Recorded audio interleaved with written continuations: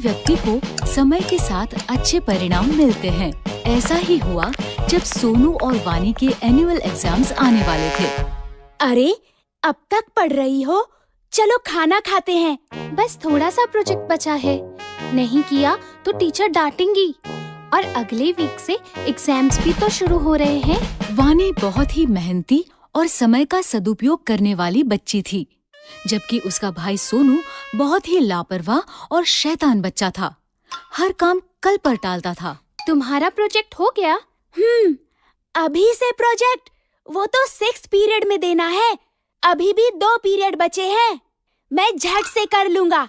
अब जल्दी आओ, भूख लगी है और खेलना भी है। अरे सुनो, रुको, नहीं करोगे तो टीचर डांटेंगी। सोनू और वानी के मम्मी पापा हमेशा सोनू को वानी का उदाहरण देकर समझाते थे। देखो सोनू बेटा, अब तुम बड़े हो गए हो। खेल के साथ साथ तुम्हें अपनी पढ़ाई पर भी ध्यान देना चाहिए। हाँ मम्मी, कल से पक्का। सोनू, समय का सदुपयोग करना अपनी बहन से सीखो।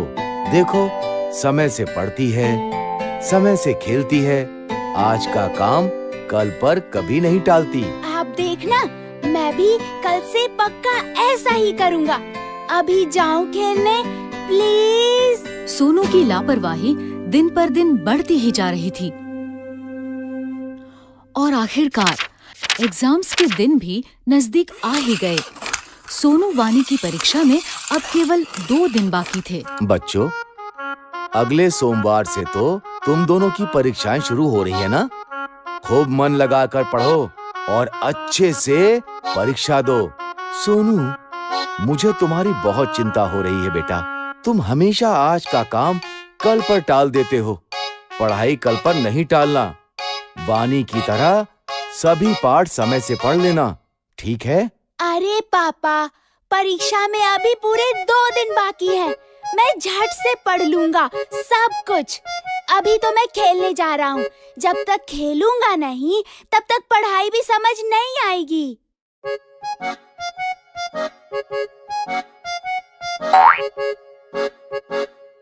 अरे वानी, देखो ना, कितना सुहाना मौसम हो रहा है। आओ ना, थोड़ी देर खेल लेते हैं। पढ़ाई तो बाद में भी कर सकते हैं, झट से सब हो जाएगा। हाँ, मौसम तो सुहाना है, लेकिन मुझे मेरा पाठ पूरा करना है। कल परीक्षा है। इस मौसम में तो खेलने का मजा ही कुछ और है। तुम पढ़ती रहो, मैं तो चला खेलने। कुछ देर बाद वानी ने देखा कि सुहाना मौसम धीरे धीरे आंधी तूफान का रूप ले रहा है और काले बादल घुमड़ रहे हैं, मानो बारिश कभी भी हो सकती है। बारिश का मौसम देख वानी को चिंता होने लगी कि अगर बारिश आ गई तो उसका पाठ कैसे पूरा होगा, क्योंकि बारिशों में अक्सर घर की बिजली कट जाती है। उसने सोनू को आवाज दी। सोनू, सोनू सुनो, मौसम देख के लगता है बारिश होने वाली है। शायद रात को बिजली भी कट जाए। खेलना छोड़ो और आकर अपना पाठ पूरा कर लो, वरना कल परीक्षा में क्या लिखोगे? चिंता मत करो वानी, अभी तो दोपहर ही हो रही है।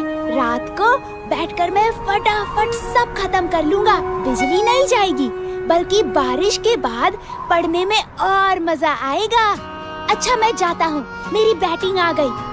सोनू देर शाम तक खेलता ही रहा, लेकिन उसकी चिंता तब बढ़ी जब अचानक से बारिश शुरू हो गई। सोनू बुरी तरह घबरा गया और घर लौटा, जहाँ आकर उसने देखा घर पर ही नहीं बल्कि पूरे गांव में बिजली नहीं है। ये देखकर सोनू जोर जोर से रोने लगा।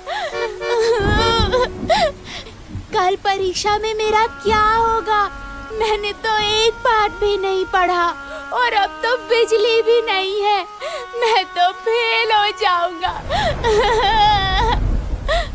मैंने कहा था ना, अपना पाठ समय से पढ़ लो। मैंने तुम्हें 1 हफ्ते पहले ही कह दिया था कि समय पर पढ़ाई कर लेना, लेकिन तुम्हें कभी कुछ समझ में नहीं आता। अब भोगो। सॉरी पापा, अब मैं क्या करूं? काश मैंने सही समय पर ही अपने पाठ पढ़ लिए होते। उसे समझ आ गया था कि उसकी लापरवाही के कारण उसके पास अब पढ़ने का समय बचा ही नहीं। रोने से अब कुछ नहीं होगा। अब समझ आया कि सब तुम्हें क्यों समझाते थे। अब रोना बंद करो और चलो मेरे साथ। मैंने अपनी पढ़ाई समय पर ही पूरी कर ली थी। मैं तुम्हें सारा पाठ समझा दूंगी और याद भी करवा दूंगी। चलो। अगले दिन दोनों बच्चे खुशी खुशी परीक्षा देने गए। जो समय का करे सम्मान, भविष्य में वो कहलाए महान। स्वामी विवेकानंद और कोरोना। कोरोना की वजह से गट्टू चिंकी का स्कूल पिछले 11 महीनों से बंद था, लेकिन कोरोना का प्रभाव कम होता देखकर स्कूल शुरू करने का फैसला लिया गया। सारे क्लासरूम सैनिटाइज किए गए और टीचर्स को भी स्पेशल ट्रेनिंग दिया गया। इधर स्कूल खुलने की खबर सुनकर गट्टू चिंकी की पूरी सोसाइटी परेशान हो गई थी। पेरेंट्स बच्चों को लेकर चिंतित थे। गट्टू चिंकी के पापा, क्या आप कल बच्चों को स्कूल भेज रहे हो? हाँ, भेजना तो पड़ेगा, क्योंकि ऑनलाइन क्लास में बच्चे ठीक से पढ़ नहीं पा रहे हैं। स्कूल जाकर ठीक से पढ़ तो पाएंगे? कोई फायदा नहीं होने वाला। इतने दिनों तक का गैप और एकदम से पढ़ाई लिखाई का प्रेशर बच्चे सह नहीं पाएंगे। इधर गट्टू चिंकी भी डरे हुए थे। वो स्कूल जाना नहीं चाहते थे। हम नहीं जाएंगे स्कूल, वहाँ कोरोना है। बेटा, तुम्हारे फ्रेंड्स भी तो आएंगे। कोई नहीं आने वाला। मैंने किया था कॉल। राजू, गुड्डी, समीर, कोई नहीं आना चाहता। हम भी नहीं जाएंगे। ऐसा कहकर गट्टू चिंकी रोने लगे और मम्मी पापा परेशान हो गए। 12 जनवरी की सुबह हो गई। मम्मी ने गट्टू चिंकी को मुश्किल से स्कूल के लिए तैयार किया और पापा के साथ भेज दिया। पापा स्कूल के सामने आते ही वॉचमैन ने उन्हें रोक लिया। सर, पेरेंट्स कोरोना की वजह से अंदर अलाउड नहीं है। आप प्लीज जाइए और शाम को यहीं आकर वेट कीजिएगा। आपके बच्चे आप तक पहुंचा दिए जाएंगे। वॉचमैन की बातें सुनकर पापा लौटने लगे तो उन्हें जाता देखकर गट्टू चिंकी जोर से रोने लगे।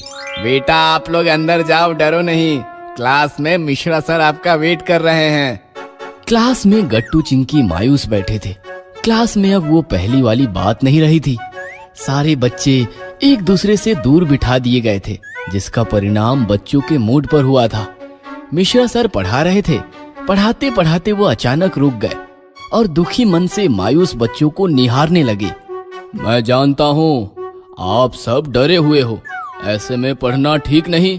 हम बातें करेंगे तो आपका दर्द हल्का हो जाएगा। गट्टू, बताओ क्या परेशानी है? सर, सब लोग कह रहे हैं कि अब स्कूल पहले जैसा नहीं रहेगा। आप पढ़ाओगे तो भी हमें कुछ समझ नहीं आएगा।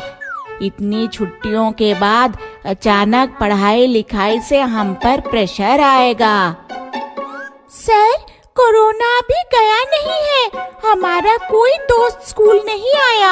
हमें भी जबरदस्ती भेज दिया गया। गट्टू चिंकी की बात सुनकर मिश्रा सर बोले, समझ गया, आप सब डरे हुए हो। आपका डर भगाने के लिए मैं आज आपको एक ऐसे महापुरुष की कहानी सुनाऊंगा जो जिंदगी में कभी किसी से नहीं डरे, अपने उद्देश्य पर एकाग्र रहे और पूरे जगत में महान बने। क्या कोई बताएगा कौन है वो महापुरुष? मैं जानता हूँ वह महापुरुष कौन है। वो है स्वामी विवेकानंद। बिल्कुल ठीक गट्टू। स्वामी विवेकानंद जी की कहानी और उनके विचार आज हमें ही नहीं बल्कि पूरे जगत को इस कोरोना की दलदल से बाहर आने की प्रेरणा दे सकते हैं। सर, सुनाइए ना उनकी कहानी। पैदल यात्रा करते करते स्वामी विवेकानंद जंगल से गुजर रहे थे। तभी कुछ बंदर उनका पीछा करने लगे। स्वामी जी डर गए और तेजी से भागने लगे। बंदर भी उनके पीछे पीछे भागने लगे। स्वामी जी आगे और बंदर उनके पीछे। इस प्रकार भागते भागते स्वामी जी काफी दूर आ गए। फिर क्या हुआ? क्या बंदरों ने स्वामी जी का पीछा करना छोड़ दिया? नहीं, बंदरों ने उनका पीछा करना नहीं छोड़ा।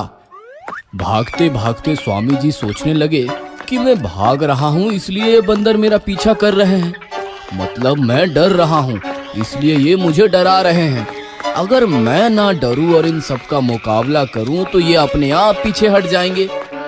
बच्चों, स्वामी जी भागते भागते रुक गए। उन्होंने एक लठ उठाई और हिम्मत के साथ खड़े हो गए। तो कमाल हो गया, बंदर भी रुक गए और लठ देखकर वापस भाग गए। इस प्रकार स्वामी जी ने हिम्मत दिखाकर संकट का सामना किया और वो सफल हो गए।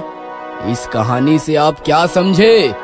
चिंकी खड़ी होकर कहने लगी, यही कि हमें बिना डरे स्वामी जी की तरह मुसीबत का सामना करना चाहिए। कोरोना हमारे सामने मुसीबत बनकर खड़ा है, लेकिन हमें उससे डरना नहीं चाहिए, उसका मुकाबला करना चाहिए, बिल्कुल स्वामी जी की तरह। जितना हम डरेंगे उतना कोरोना हमें डराएगा। हमारा उद्देश्य पढ़ना है। हम बिना डरे सतर्क रहकर अपनी पढ़ाई पर फोकस करेंगे तो हम हमारा लक्ष्य जरूर हासिल करेंगे। क्योंकि स्वामी जी ने कहा है, उठो जागो और तब तक रुको नहीं जब तक लक्ष्य प्राप्त ना हो जाए। तो बताओ, क्या आप कोरोना से डरेंगे?